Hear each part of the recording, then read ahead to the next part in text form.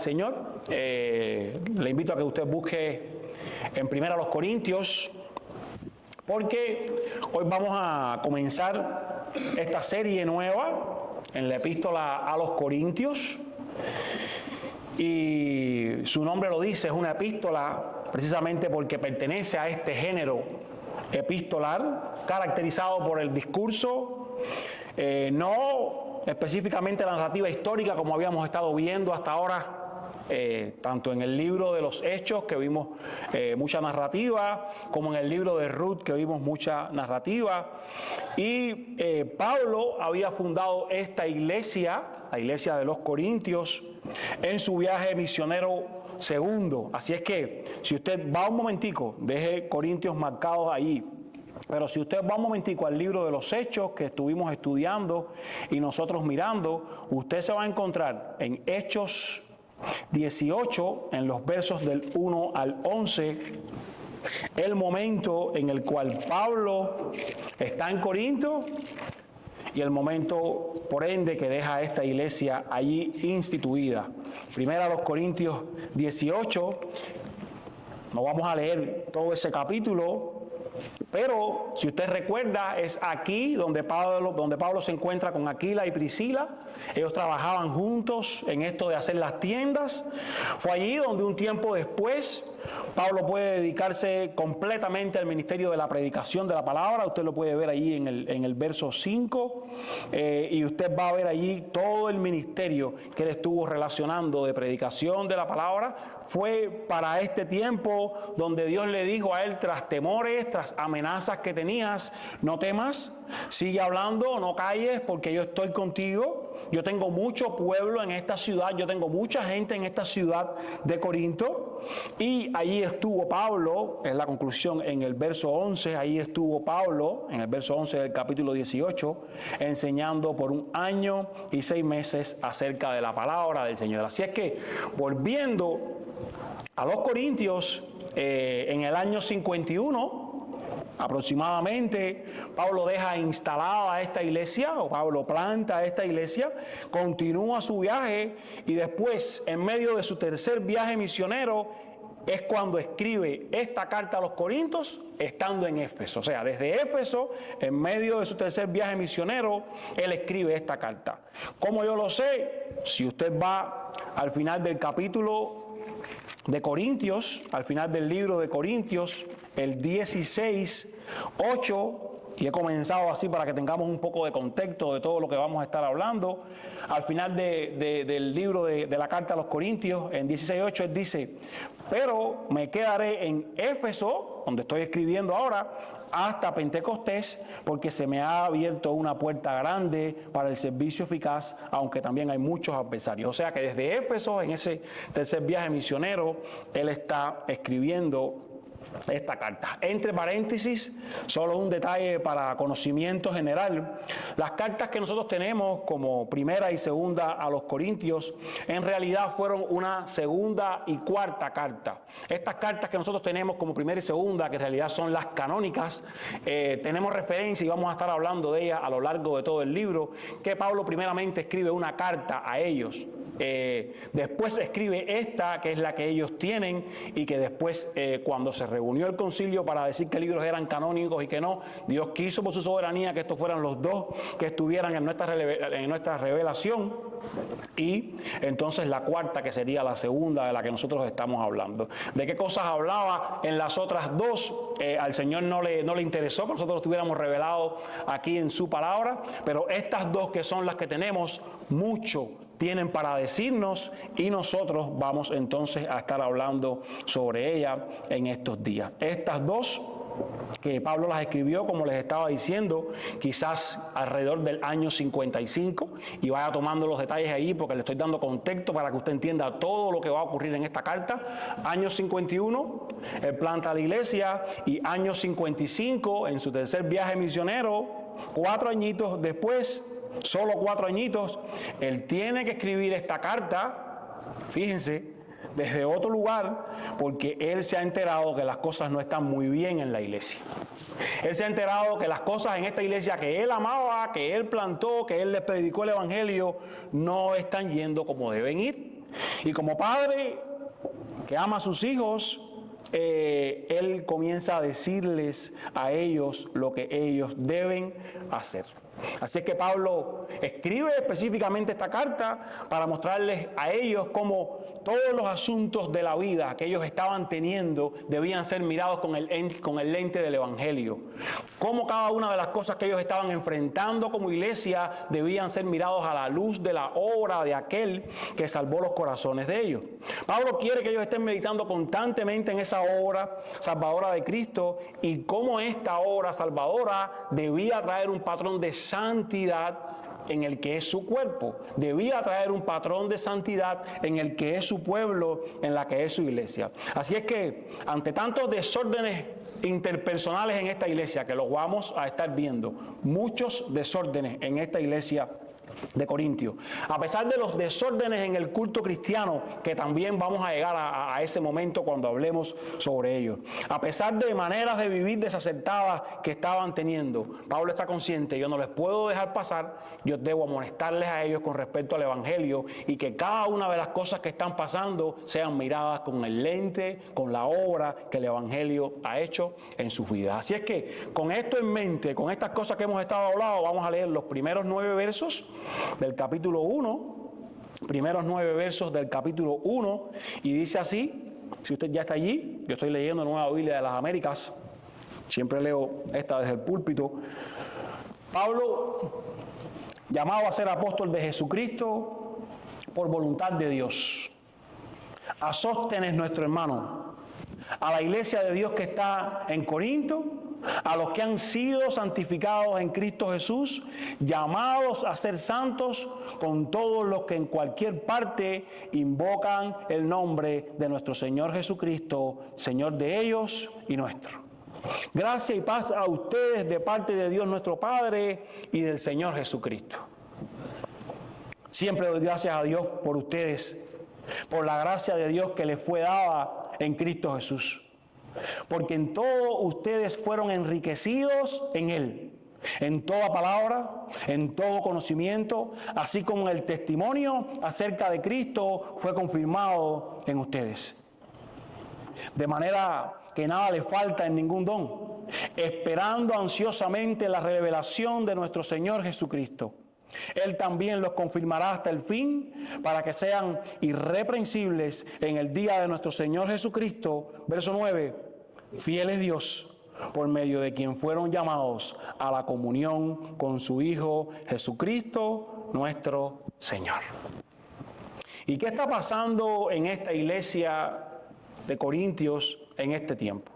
Y este es el contexto histórico que nosotros tenemos para interpretar por qué Pablo escribe estas palabras. Es algo particular de las cartas, un tanto diferente a quizás el libro de Ruth que leímos, un tanto diferente a quizás el libro de Hechos que leímos, porque los receptores de la misiva están viviendo circunstancias que nosotros podemos llegar a comprender, nosotros podemos llegar a entender al leer toda la carta. Ellos están viviendo circunstancias que van a hacer que lo que se está escribiendo nos ayude a nosotros a cómo entenderlo de la mejor manera.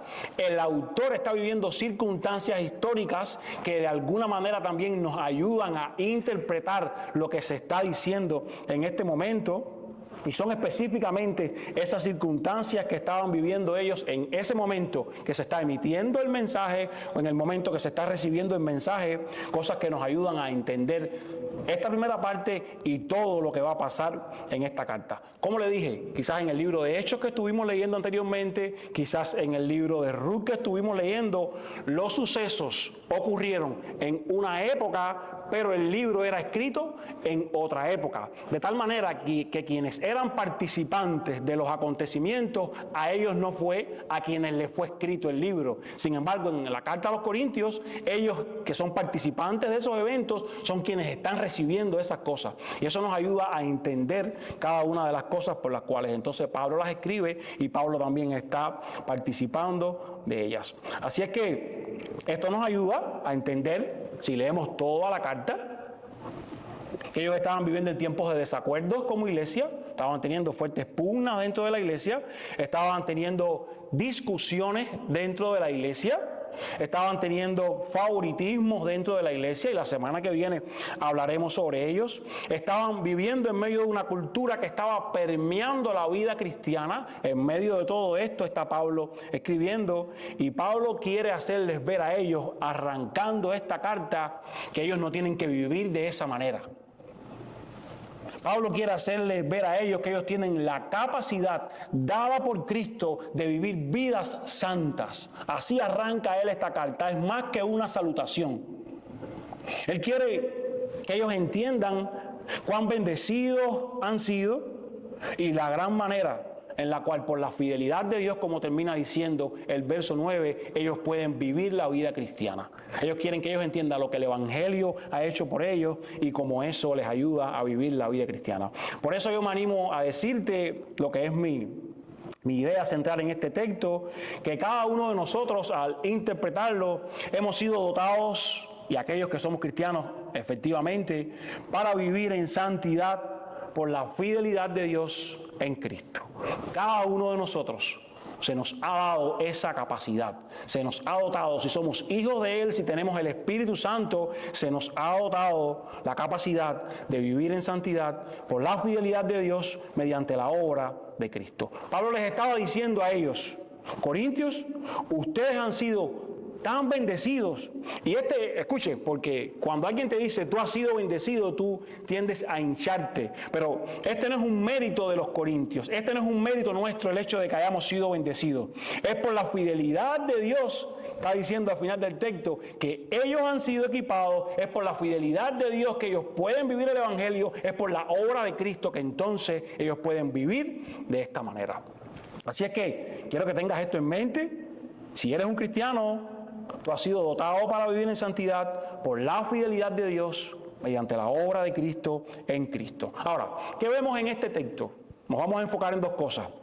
En primer lugar, en los versos del 1 al 3, un llamado a ser santos. Un llamado a ser santos que está haciendo Pablo a estos hermanos corintios, un llamado a ser santos que aplica aún hoy para cada uno de nosotros. Así es que Pablo se presenta aquí ante ellos con la calificación necesitada y adecuada para poder compartir a él este mensaje. Él les dice, si ustedes miran el verso 1, que él ha sido llamado ¿a qué? ¿Llamado a qué? A ser apóstol. Y él dice que no por él mismo, sino ¿por qué? Por la voluntad de Dios. Y él está diciendo, por la voluntad de Dios, yo soy un apóstol. En calidad de esto, yo vengo a decirle a ustedes todas las cosas que les voy a decir. Por muy duras que les suenen, yo en esa calidad, Dios me ha enviado, Dios mediante su Espíritu Santo ha hablado a mi vida para que yo tenga estas palabras a ustedes que siguieron en toda la historia y hoy las tenemos cada uno de nosotros. Pero tenemos que hablar en primer lugar quién era un apóstol y por qué nosotros creemos personalmente en esta iglesia que nadie debiera llamarse así hoy. De esto tenemos que comenzar hablando nosotros cuando interpretamos textos que distan de nosotros en la historia, textos que fueron escritos en otros momentos de la historia. El término general significa mensajero y quizás ahí muchos pudieran decir, bueno, yo soy un apóstol. No, un apóstol que era un enviado también. En aquel momento era, en primer lugar, entre muchas calificaciones que tenían, y hablamos sobre esto cuando miramos también el libro de Hechos, solo voy a tocar por arriba algunas de las cosas. Un apóstol era un testigo ocular de la resurrección de Cristo, era la primera cuestión que tenía que estar presente, y recuerden, Pablo había dicho, mediante esa revelación que había tenido personalmente con Jesucristo, que se le había parecido a él como un abortivo específicamente. Este apóstol tenía que haber sido designado personalmente también por Cristo Jesús. Cristo había escogido sus apóstoles, Cristo había escogido también a Pablo, que se está haciendo llamar ahora el apóstol, y Cristo los había escogido para liderar, Cristo los había escogido para enseñar, Cristo los había escogido para gobernar la iglesia, incluso para escribir estas cartas que la iglesia recibieron mediante algunos de ellos. Era además alguien, un apóstol, que había recibido una revelación especial de Dios para hacer estas cosas y para vivir la manera en la que vivían. Y específicamente ese término de apóstol, en estas cartas que están comenzando, en el libro incluso de los Hechos, se está usando para referirse a los discípulos de Jesús solo a ellos y a Pablo específicamente como un abortivo que él mismo más adelante nos dice. Entonces, hablando simplemente de estas cosas, que como les dije, hablamos de ellas cuando hablamos en el libro de los Hechos, ya usted puede comprender por qué nadie más debiera llamarse apóstol en estos días. ¿Por qué nadie debiera en estos días decir yo soy un apóstol de esto, yo soy un apóstol de lo otro, en cualquier término que quiera referirse a ello?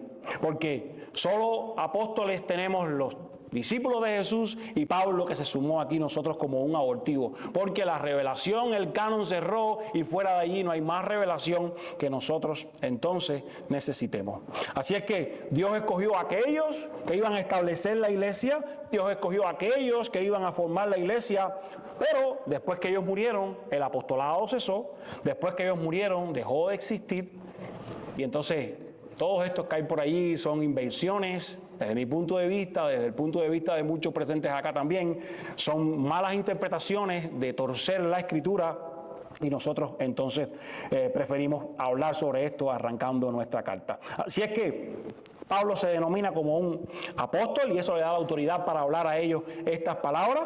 Pablo menciona aquí a Sóstenes, este era un hermano que pudiera estar fungiendo como su secretario, y señala que la carta estaba dirigida específicamente a la iglesia de los Corintios. Y escuche, esta iglesia de los Corintios, de la cual Pablo está hablando aquí, mire usted en el verso 2, cuál es el calificativo primario que Pablo le da. A la iglesia, ¿de qué? De Dios, que está en Corinto. ¿Por qué Pablo dice estas palabras arrancando su carta? Y la semana que viene vamos a ver la conexión entre estas cosas.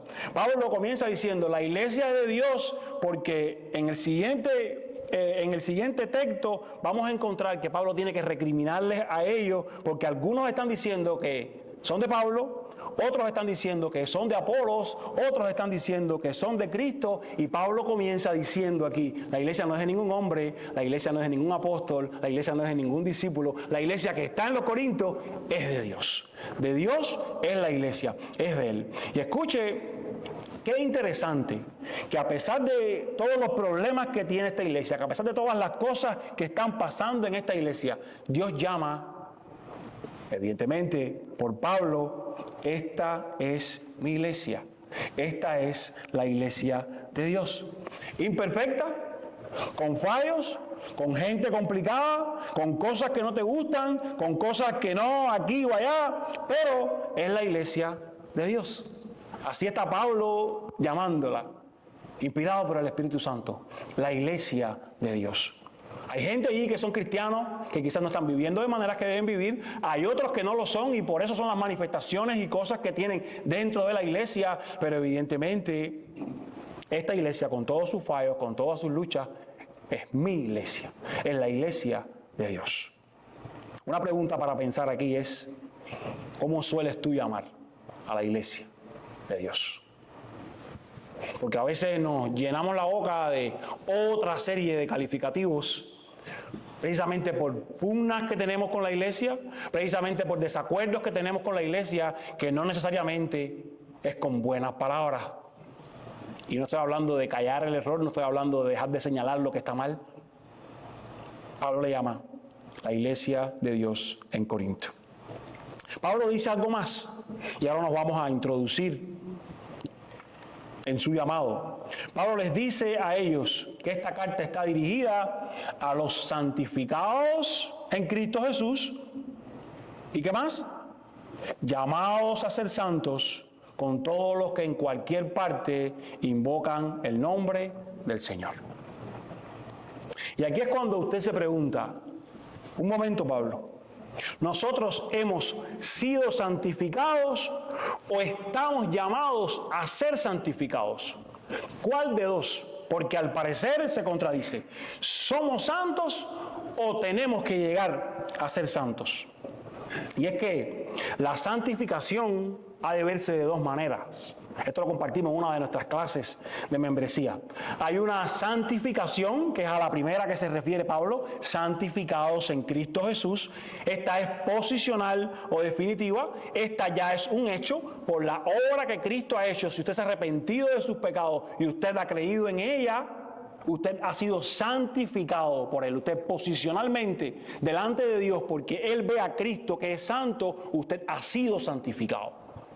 Posicionalmente, los creyentes de Corintios eran santos a los ojos de Dios, aquellos que eran cristianos.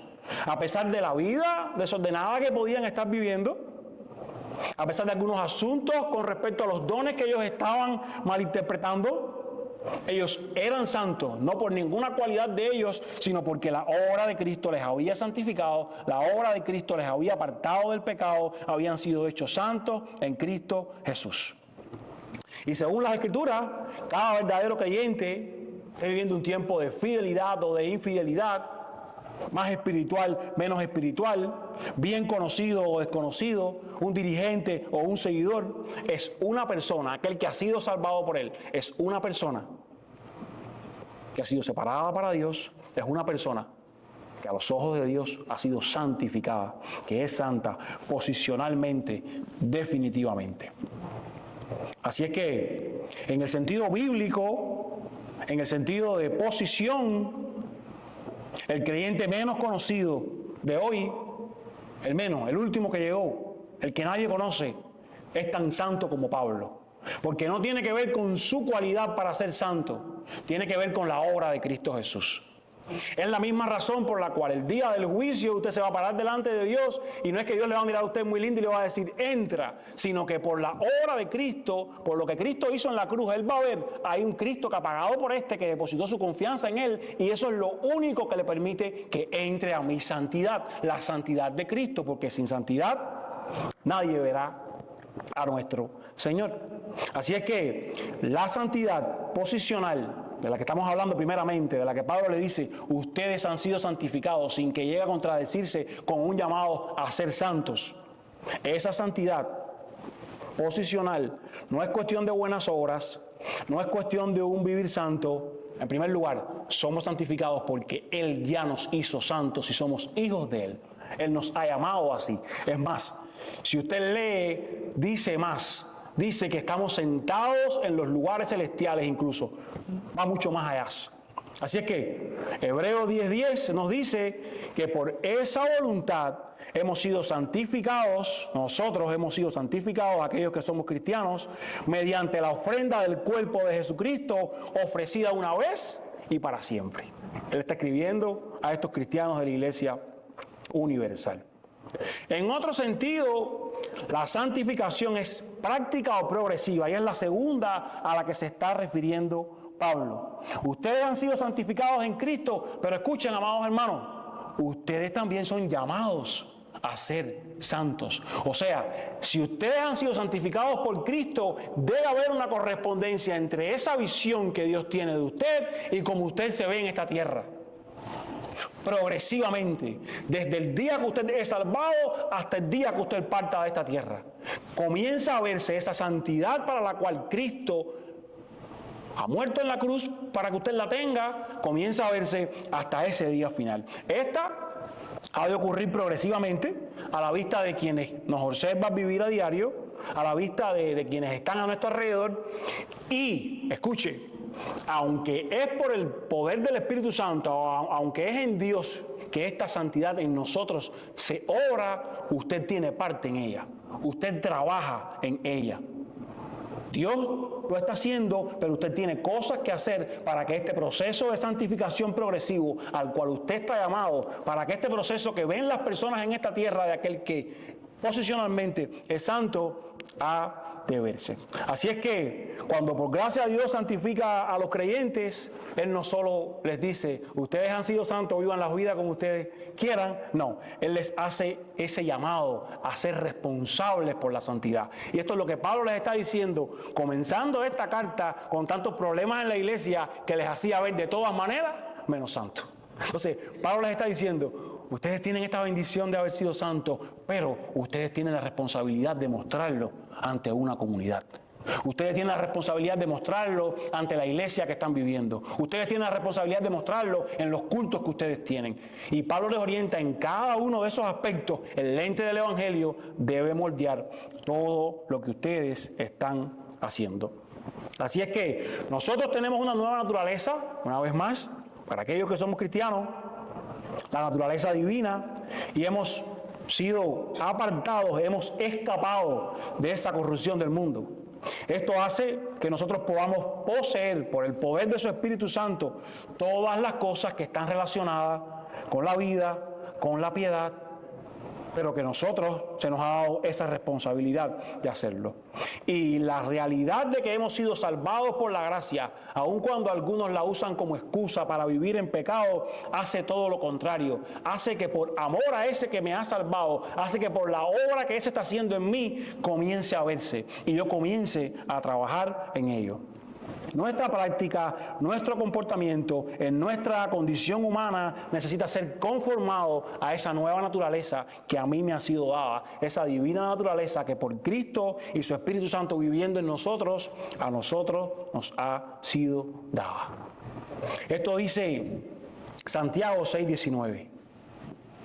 Hablo en términos humanos por causa de la debilidad de su carne, porque de la manera que ustedes presentaron sus miembros como esclavos a la impureza y a la iniquidad. Para iniquidad, cuando estaban en el mundo, estos eran ustedes esclavos de aquello.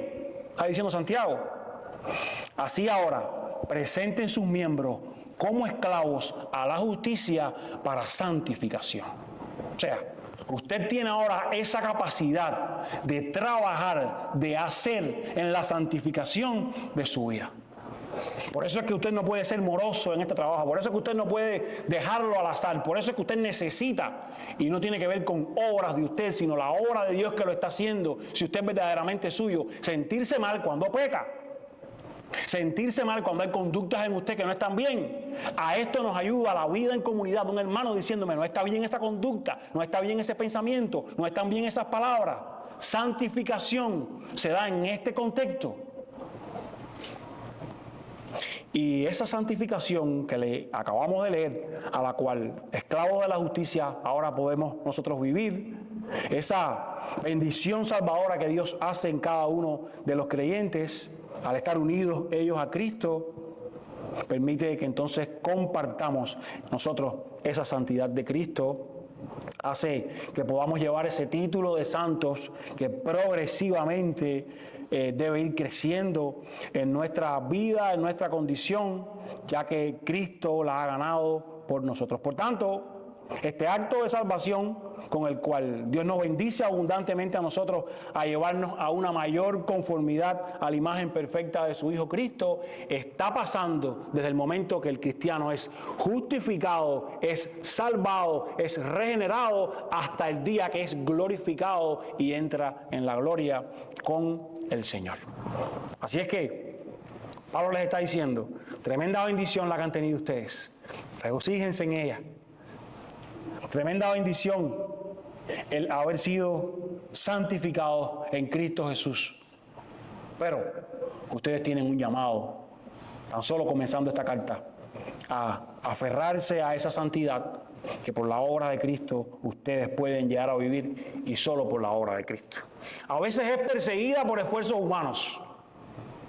A veces hay personas que se creen que es cuestión de lo que el hombre puede hacer, de cómo el hombre puede intentar verse, y esto llega a convertirse en religión.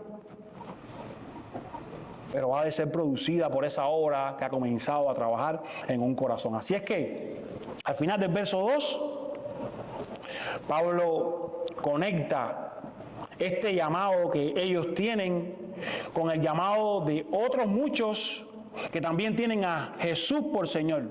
Incluso, él dice, ustedes son llamados a ser santos con todos los que en cualquier parte invocan el nombre del Señor Jesucristo. Esto es con los otros cristianos que invocan al Señor. Él es Señor de ellos y Él es Señor nuestro. Fíjense, hablábamos un poco de esto en la clase. Esto no es universalismo. Todo el que ama a Dios es también santo, no. Es aquellos que tienen a Jesús por Señor de ellos, como también lo tenemos nosotros. Esos que están invocando a Jesús tienen ese llamado también a ser santos. Y es muy interesante cómo Pablo les dice a ellos y cómo llega hasta nosotros. Ustedes no son los únicos. Porque a veces cuando comenzamos a vivir la vida cristiana, tenemos dificultades que trabajan en nuestro proceso de santificación. Creemos ser los más santos nosotros, creemos ser los únicos que estamos creciendo nosotros, creemos ser los únicos que estamos nosotros siendo santificados. Pero Pablo les está diciendo que ustedes no son los únicos. Hay muchos también en el mundo entero que invocan el nombre del Señor. Ustedes son llamados a ser santos como mismo ellos lo son. Hay otros viviendo el Evangelio, y termina aquí su salutación diciendo: gracia y paz a vosotros. No son cualquier palabra. Favor a ustedes. Paz como el resultado de la salvación de Dios. Nadie puede tener paz si no la ha tenido con Cristo primeramente por su obra. Nadie puede tener paz si no está reconciliado con el Padre mediante Cristo. Y Pablo les dice: favor a ustedes, gracia a ustedes, paz a ustedes, como el resultado de esa salvación que han tenido ustedes con Dios. Entre paréntesis, estas palabras de Pablo de gracia y paz debieran motivarnos a nosotros a saludarnos como la Biblia se saluda entre ellas. Gracia y paz. Somos llamados a ello, a refinar nuestro lenguaje, a usar incluso el lenguaje bíblico, aunque distamos en la historia. Quizás sean otras las maneras en las que nos saludamos y las nos despedimos. Quizás sean otras las que se han perpetuado.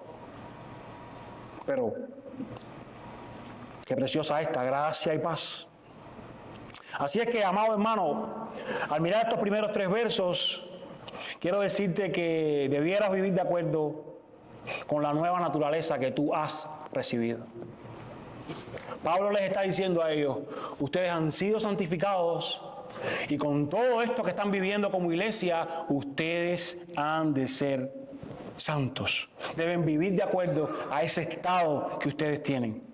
Es más, él está diciendo: ustedes no tienen que vivir como ustedes vivían. Es más, ya ustedes no pueden vivir como ustedes lo hacían. La santificación posicional que ustedes han recibido debe irse correspondiendo progresivamente por la obra de Cristo hasta el día que sea completada. Así es que tu vida debe comenzar a verse más como la de Cristo cada día. Una vez más, es por eso que debe dolernos cuando pecamos, es por eso que debe dolernos cuando nuestra vida no se parece a la de Cristo. Es por eso que cada día debemos mirar atrás y decir: cuánto estoy creciendo. Y si no está pasando, hay que revisar. Quizás la base, la posición, santificado, no está. Y esa es la base para ser santificado. Porque había muchos muy bien vestidos en la época en la que se escriben estas cartas, que querían con sus intenciones maquillar el exterior simplemente, mostrar una vida de piedad, pero eso ha de fluir desde el interior de un corazón que verdaderamente ha sido redimido, un corazón que verdaderamente ha sido restaurado. Así es que debe corresponderse lo que eres en Cristo con lo que vives a diario. Y yo no estoy diciendo que vivas en perfección, porque no puedes, simplemente te has dado cuenta, como se dio cuenta Pablo, como nos damos cuenta cada uno de nosotros. Pero si no hay un avance en tu vida espiritual, si no hay una correspondencia entre lo que tú crees ser, has creído ser, lo que la Biblia te dice que debes ser si eres un cristiano, y lo que verdaderamente estás viviendo, las maneras en las que verdaderamente estás andando, debieras clamar por salvación. Y escúchame, yo no te estoy diciendo una vez más que salgas a cumplir con un grupo de normas para ganar tu salvación o para verte como santo. Estos fueron los que hicieron los religiosos de la época en la que Jesús viene. Y Jesús tiene que decirle: ustedes son sepulcros blanqueados. Están completamente muertos por dentro. Yo te estoy diciendo que hay un llamado a santidad que está completamente subordinado al hecho de que Él ya te ha hecho santo. Si eres un creyente, tú has sido dotado, como te dije, para en Cristo, por la fidelidad de Dios, vivir esa santidad, mostrar esa santidad, comenzar a vivirla. Tiene que verse en las relaciones de la iglesia, tiene que verse en tu vida diaria, tiene que comenzar a verse definitivamente. Que esa unidad que Cristo ha hecho sea manifiesta. Y usted debe trabajar por su obra en eso. En la práctica tiene que comenzar a verse tu parecido, tu semejanza con Dios. Así es que, si Dios cambió tu corazón, el resultado será que esa santidad comience a verse. Por amor, no fingidamente. Lo segundo que habla Pablo aquí es una serie de recursos con los cuales ellos pueden ser santos. Recursos. Y ahora Pablo comienza esta sección, si usted mira, dando gracias a Dios por todas estas bendiciones que ellos tienen y que debieran abrirles sus ojos, debieran empujarles a vivir en santidad. Y Pablo comienza agradeciendo. No agradeciendo a ellos simplemente, Pablo comienza agradeciendo a Dios. Él dice, yo doy gracias a Dios por la obra en ustedes.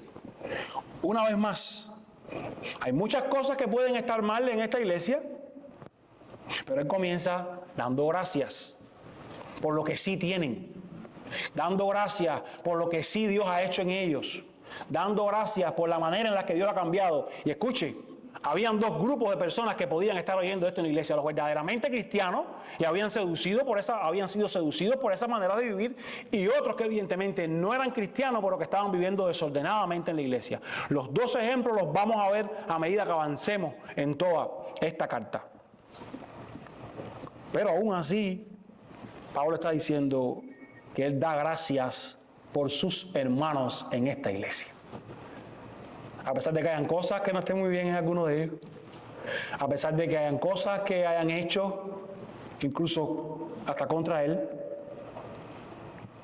pregunta para pensar: ¿se te es más fácil señalar o agradecer?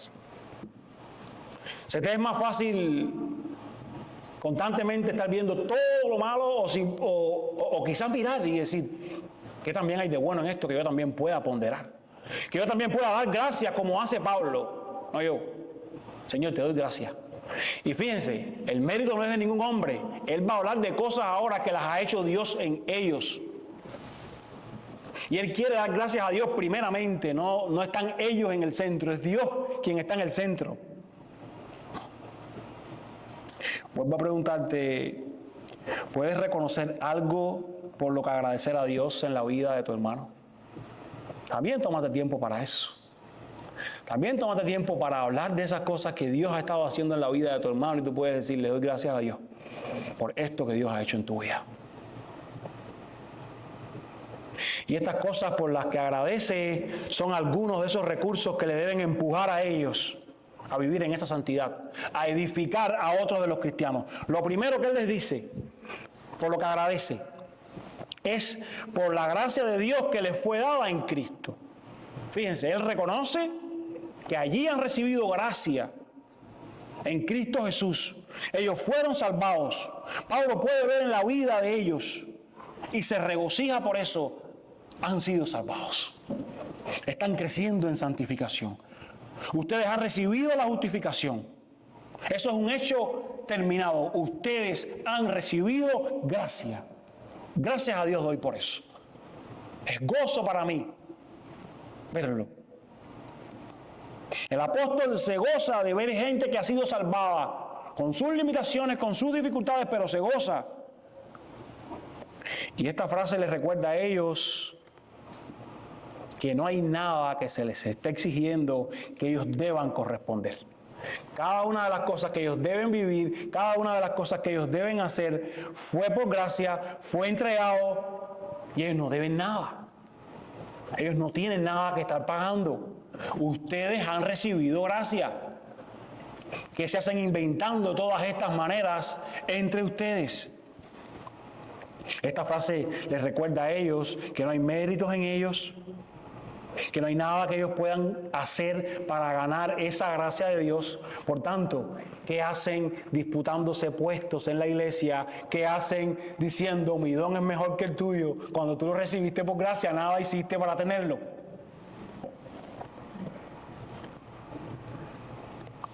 Y esta es la base para todo en la vida cristiana.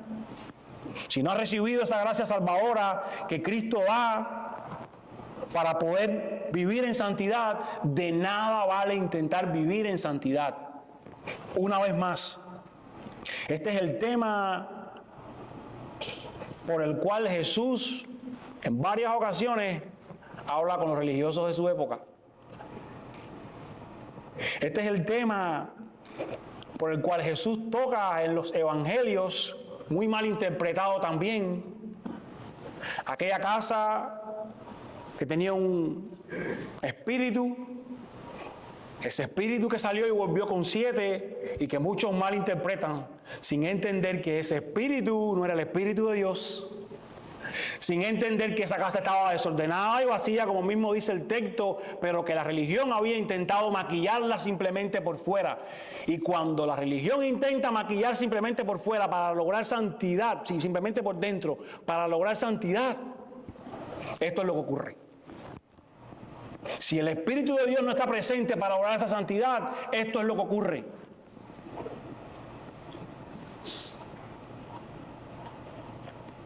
Entonces Pablo les está diciendo a ellos,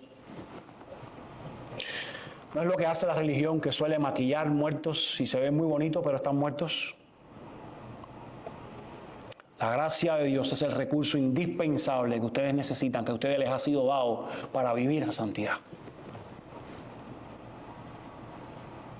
Amado, desarrolla una vida de agradecimiento por la obra de Dios en la vida de tus hermanos. Agradece a Dios por las cosas que hacen ellos. Si tú no tienes la seguridad de ser un cristiano y estás aquí como cada domingo digo y espero que se diga desde este púlpito, desde nuestras clases, desde nuestros discipulados, si no lo tienes, ruega a Dios para que esa gracia te sea dada en Cristo. Arrepiéntete y cree. Si no es así, vas a intentarlo una y otra vez, santidad no vendrá a tu vida. Es solo Cristo quien lo puede hacer. Agradezco por la gracia que les ha sido dada. Lo otro que les dice Pablo a ellos, y que es combustible y que son recursos para que ellos vivan en santidad, es: ustedes fueron enriquecidos en Él, en toda palabra y en todo conocimiento. Yo también doy gracias por eso, porque en todo ustedes fueron enriquecidos en Él, en toda palabra y en todo conocimiento. Porque esa gracia de la que estamos hablando es la base con la que vienen todos los resultados, con la que vienen todas estas bendiciones, con la que vienen todos estos regalos de gracia, con la que vienen todos estos dones, con la que vienen todos estos recursos que no han de ser dispuestos para simplemente hacer una exposición del don que yo tengo, sino para crecer en santidad yo, sino para hacer crecer en santidad la iglesia local donde yo vivo. Esto Pablo les está diciendo, cuando usted lo mira a la luz de todo el contexto de la carta. Y aunque solemos corrompernos cuando tenemos tanto, cuando recibimos dádivas, como hablaba con alguien en estos días, no debe haber espacio aquí para el orgullo ni para la jactancia, porque tú no lo merecías, ha sido un regalo. Y esto es lo que Pablo les está diciendo. Ustedes fueron enriquecidos por Él. Es más, los dones que ustedes tienen no son suyos, que hacen jactándose. Más bien esto ha de potenciarles a vivir en esa santidad de la que les he hablado, que hacen creyéndose más importante que aquel o que el otro. ¿En dónde está tu identidad? Hablaba con mi esposa anoche acerca de la reunión de mujeres, esta mañana, acerca de la reunión de mujeres que tuvieron ayer, esta conferencia ahí.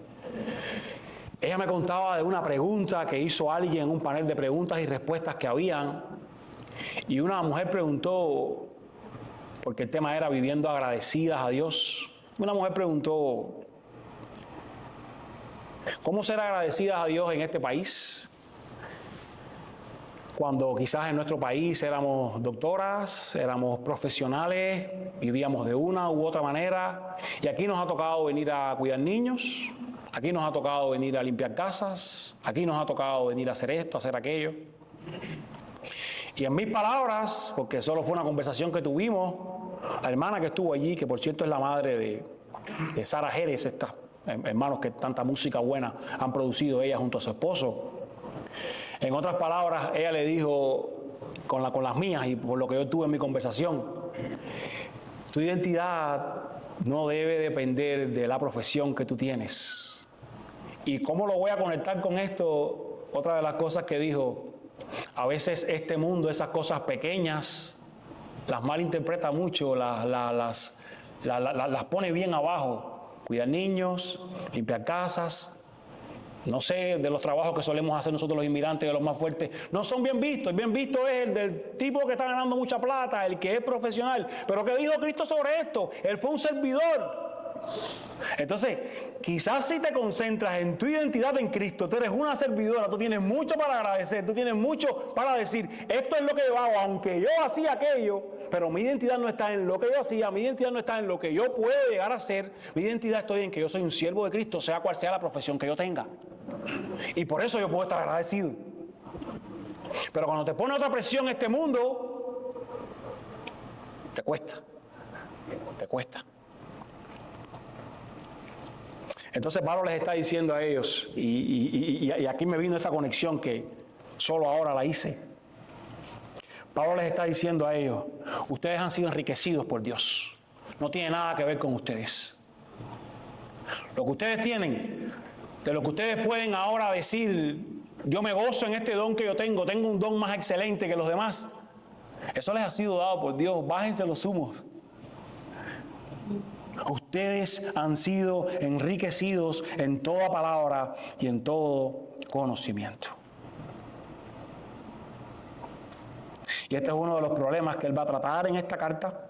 Ellos están envanecidos por los dones que han recibido y Pablo les dice, ustedes los recibieron por gracia.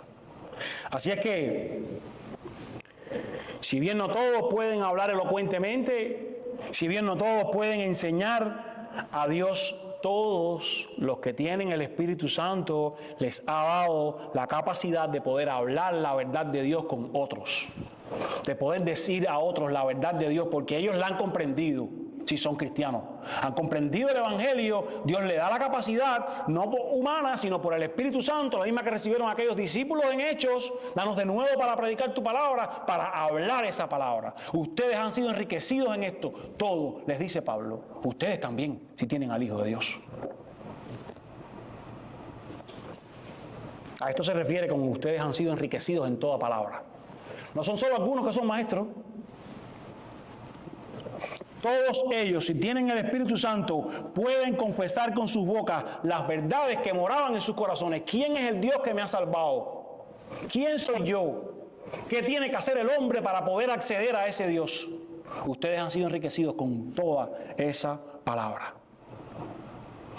Puedes tener muchas excusas, las más grandes, pero esta que ha dicho Pablo las derriba todas. Ustedes han sido enriquecidos con toda palabra.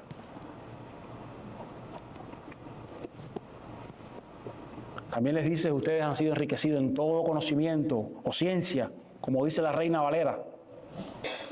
Y está relacionado de igual forma con una dádiva en el campo del saber, en el campo de descifrar los misterios que la Biblia ha revelado para cada uno de nosotros. Está muy relacionada con la sabiduría y está al alcance de todos aquellos que tienen el Espíritu Santo. Y como siempre digo, está disponible, Dios trabaja en eso, pero hay un trabajo duro que tú también tienes que hacer y que no quieres hacer. Tú tienes que leer el libro, aquel que habla sobre este tema, y comparar con la Biblia lo que dice ese libro, si es un buen libro. Si tú no entiendes algo, tú tienes que apropiarte de esa riqueza y seguir investigando, seguir indagando sobre ella, por el Espíritu de Dios llegar a ese puerto donde Él te va a llevar. Tienes que hacerlo. ¿De qué manera no pasará? Cuando tú simplemente abres la Biblia al dedo, lees en 3 minutos y dices, no entendí. O dices, entendí esto que me pareció. O entendí esto que me sugirió una voz de no sé dónde. No tiene nada que ver con la consistencia que la palabra de Dios espera que nosotros tengamos en ella.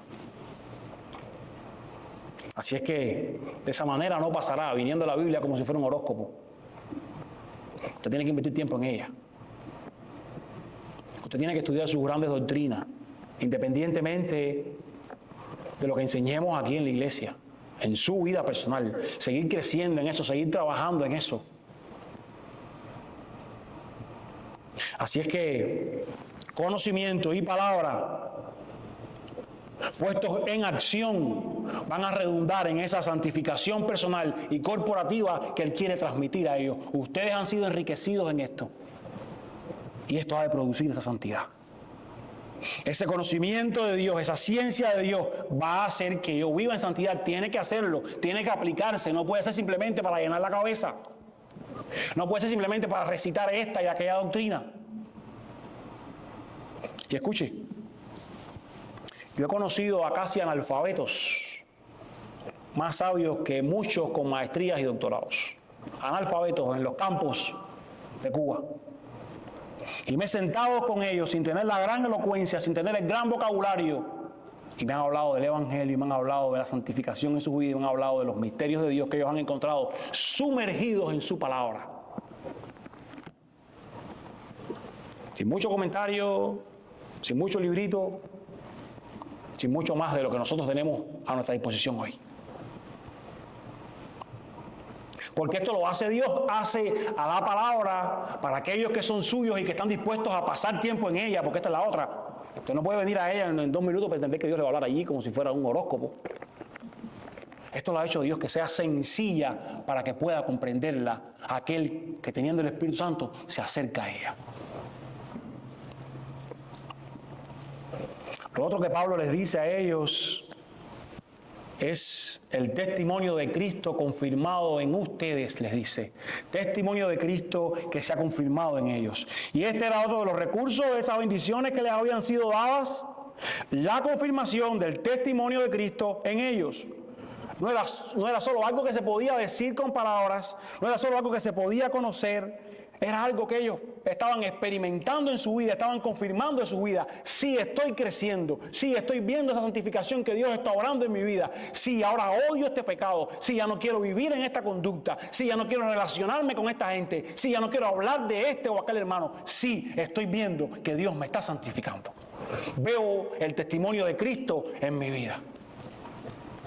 Y esta es una de las razones por las que nos detenemos nosotros antes de hacer miembro a alguien para conocer un poco su vida y ver si hay una confirmación de Cristo en su vida, antes de decir él es un cristiano, antes de decir es miembro. La gente nos puede engañar, sí, pero nosotros queremos verlo. Usted debiera anhelar verlo en su vida.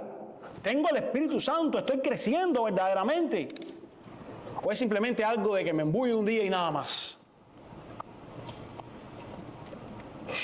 Pablo les está diciendo, ustedes pueden evidenciar que son cristianos. Otros pueden ver el testimonio de ustedes y decir que ustedes son cristianos. El Evangelio puede ser visto obrando por ustedes y por otros. Sus vidas transformadas han de confirmar ese Evangelio. Y ese es otro regalo que ellos están recibiendo para vivir en esa santificación. La pregunta es si esto es patente en tu vida.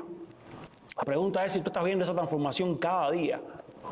Si estás anhelándola. Si estás luchando con las cosas que a veces dice, bueno, que se quede ahí, esta suciedad o esta manera de vivir. Pablo les dice, por eso no les falta en ningún don. Verso 7, de manera que nada les falta en ningún don, esperando ansiosamente la revelación de nuestro Señor Jesucristo.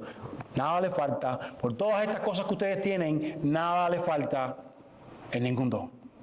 Y este es el resultado, gracias al Evangelio, gracias a esa gracia que les ha sido dada, de que a ellos no les falte ningún don, de que ellos hayan sido enriquecidos.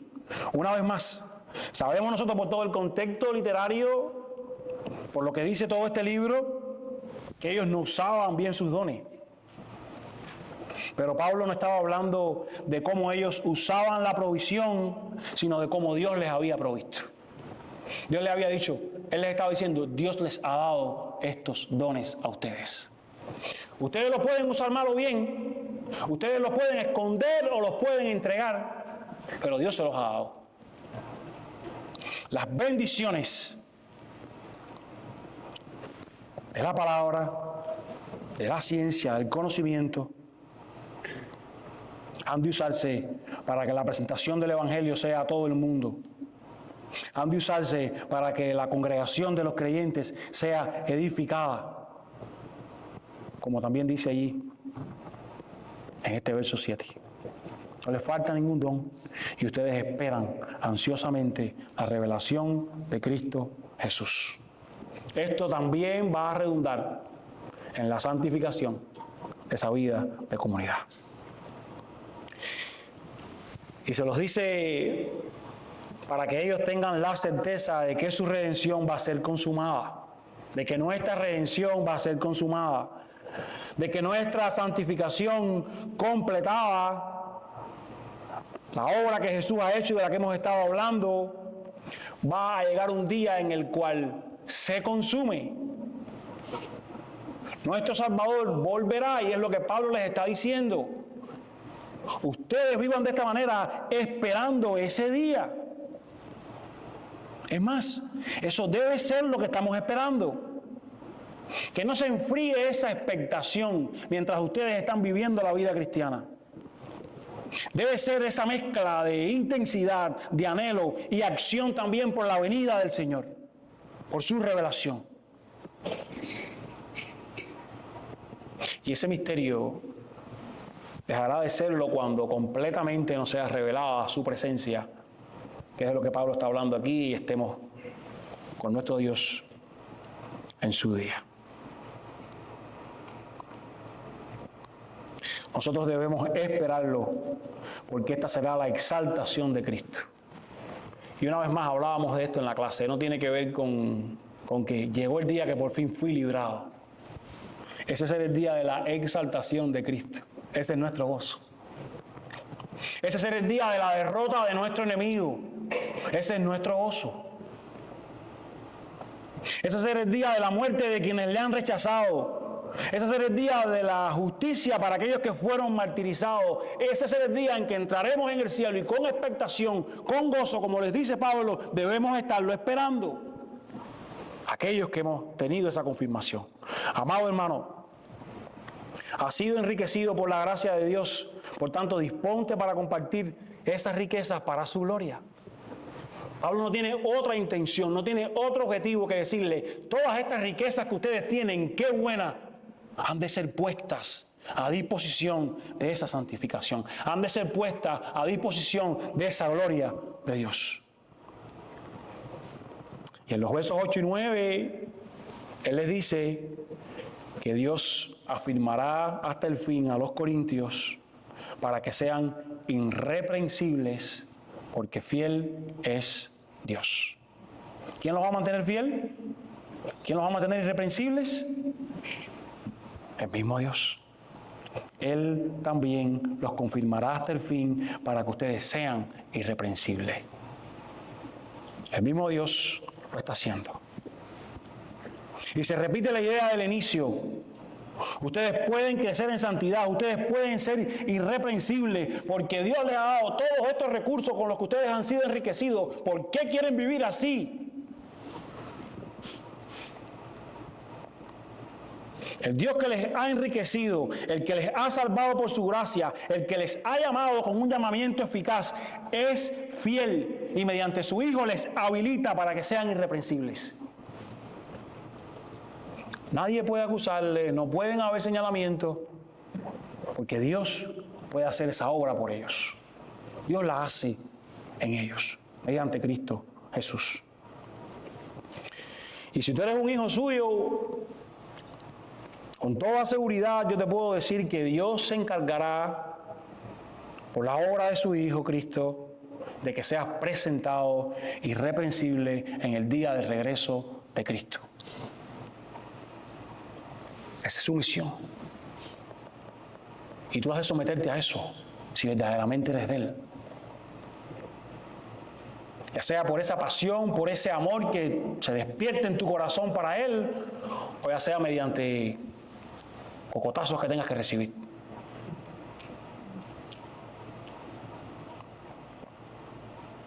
Aunque los corintios no estaban mostrando santidad y piedad en su vida, Dios no fracasaría en su obra de redención. Pablo está diciendo, fiel es Dios. Dice el pastor Sujel Michelin, si eres cristiano, Dios se ha comprometido consigo mismo a preservarte hasta el fin. Esa es nuestra garantía. Si estuviera en nuestras manos,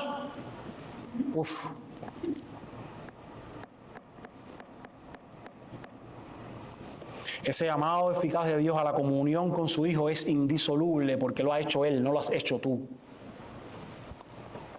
Hemos venido a estar con Él, unidos de tal manera que nada nos separa de su amor si somos suyos verdaderamente. Fiel es Dios. Hemos sido llamados a esa comunión con su Hijo, nuestro Señor. Amado hermano, concluyo diciéndote que si lees detenidamente estos 9 versos, vas a ver la intención marcada de Pablo de resaltar lo que Dios ha hecho en Cristo para con los suyos. Corintios, Dios ha hecho una obra por ustedes. Cristianos del aposento alto en Brandon, el Señor ha hecho una obra por ustedes.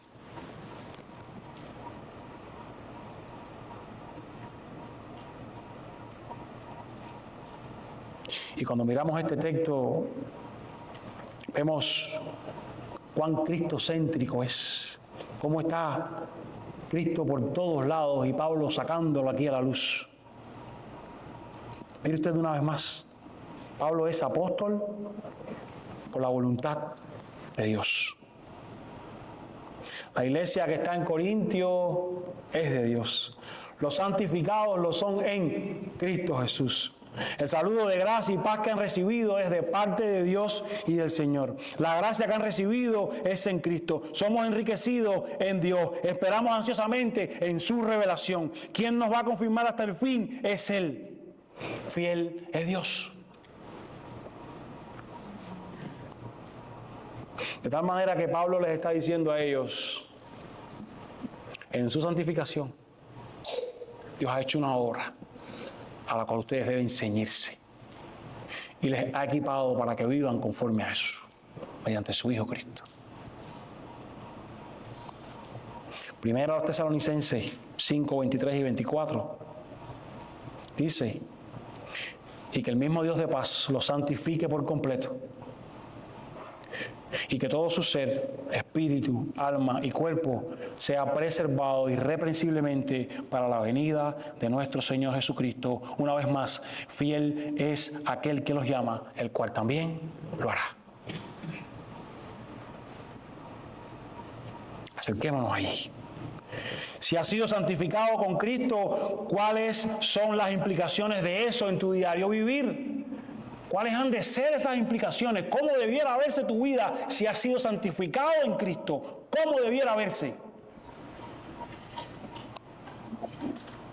Hemos sido dotados para vivir en esa santidad por la fidelidad de Dios en Cristo Jesús, por esa gracia